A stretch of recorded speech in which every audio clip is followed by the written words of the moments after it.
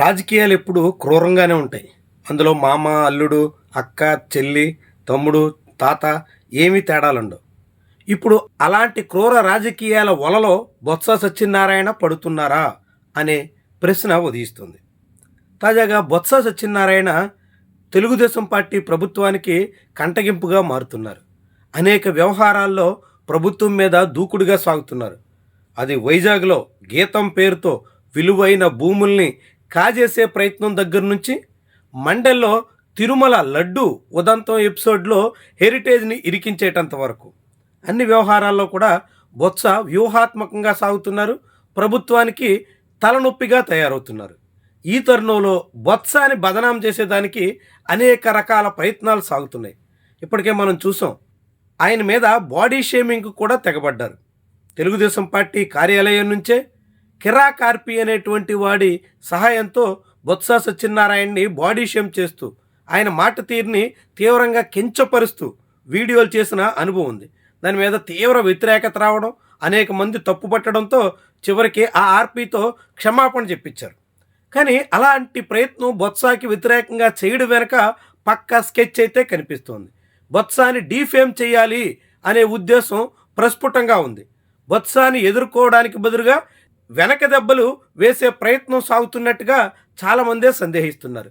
సరిగ్గా ఇప్పుడు అదే క్రమంలో ఏకంగా బొత్స సత్యనారాయణకి బ్రెయిన్ స్ట్రోక్ వచ్చిందని, ఆయన ఆసుపత్రి పాలైపోయారని, ఆయన తీవ్రంగా సతమతమవుతున్నారని ఇలాంటి కథనాలు వండి వార్చేశారు.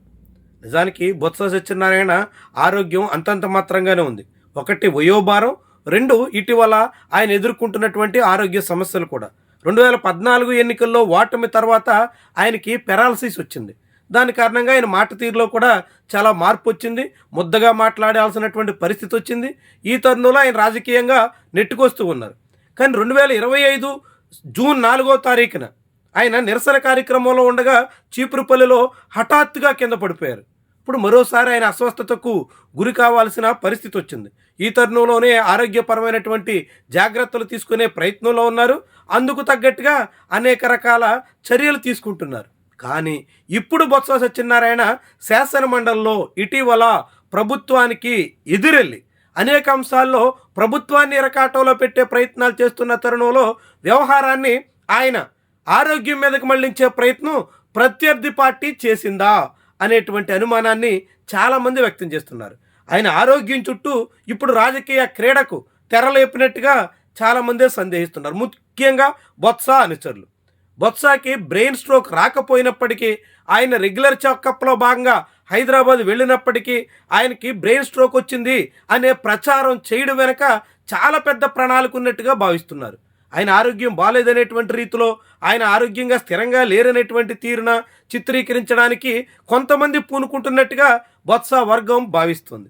వైఎస్ఆర్సీపీలో కూడా బొత్స డీఫేమ్ అయితే అది తమకు కలిసి వస్తుందని ఆశించే నాయకులు కూడా ఉంటే ఉండొచ్చు. అది కూడా ఇక్కడ తోడ్పడితే తోడ్పడి ఉండొచ్చు. కానీ బొత్సకి ఆరోగ్యం బాగలేదు, బ్రెయిన్ స్ట్రోక్ వచ్చింది అనేటువంటి ప్రచారం అంతా టీడీపీ క్యాంప్ నుంచి మొదలైనటువంటి విషయమే ఇక్కడ ఆసక్తికరంగా మనం భావించాల్సి ఉంటుంది. టీడీపీ అనుకూల మీడియాలో అలాంటి ప్రచారం రావడం, ఆ వెంటనే పవన్ కళ్యాణ్, నారా లోకేష్ లాంటి వాళ్ళు ట్వీట్లు వేయడం, ఇదంతా చూస్తుంటే బొత్స ఆరోగ్యం మీద ఒక దుష్ప్రచారానికి పూనుకున్నారా అనేటువంటి రీతిలో చాలామందే సందేహిస్తున్నారు. దీని అన్నిటి వెనక మండలిలో సాగుతున్నటువంటి పరిణామాలే ప్రధాన కారణం అని కూడా అంచనా వేస్తున్నారు. మండలిలో ప్రస్తుతం అధికార కూటమి నాయకత్వం ఇరకాటంలో పడింది.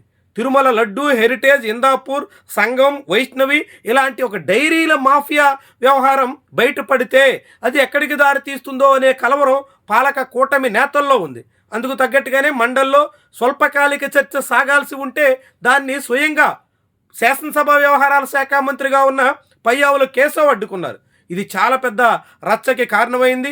మండలి చైర్మన్ నేరుగా అధికార పార్టీకే చెందినటువంటి మంత్రిని తప్పుపట్టాల్సిన పరిస్థితి వచ్చింది. చర్చను అధికార పార్టీయే అడ్డుకుందంటూ వ్యాఖ్యానించాల్సిన పరిస్థితి వచ్చింది. ఇలాంటి తరుణంలో ఇప్పుడు శాసన మండలిలో మళ్ళీ చర్చ సాగితే అది కూటమికి కొంత ఇరకాటానికి దారితీసేటువంటి పరిస్థితి ఉంటుంది. అలాంటిది రాకుండా ఉండేదానికోసం బొత్స ఆరోగ్యం చుట్టూ కథ మళ్లించే ప్రయత్నం చేస్తున్నారా, బొత్సని ఏదో రకంగా నైతికంగా దెబ్బ కొట్టడం తగ్గట్టుగా ప్రణాళికలు రచిస్తున్నారా అనేటువంటి అభిప్రాయాన్ని ఆయన అనుచరులు, ముఖ్యంగా విజయనగరం రాజకీయాలను దగ్గర నుంచి పరిశీలించేటువంటి వాళ్ళంతా వ్యాఖ్యలు చేస్తుండడం విశేషంగా చూడాల్సి ఉంటుంది. అంటే రాజకీయం కోసం ఎంతకైనా తెగించి ఎక్కడికైనా వెళ్ళి ఏ తీరునైనా ఎదుటిపక్ష నేతను ఎలా తమ దారికి తెచ్చుకునే ప్రయత్నానికి పూనుకుంటారో తాజా ఉదాహరణ బొత్స అన్నట్టుగా కొందరు భావిస్తుండడమే విశేషమైనటువంటి అంశం.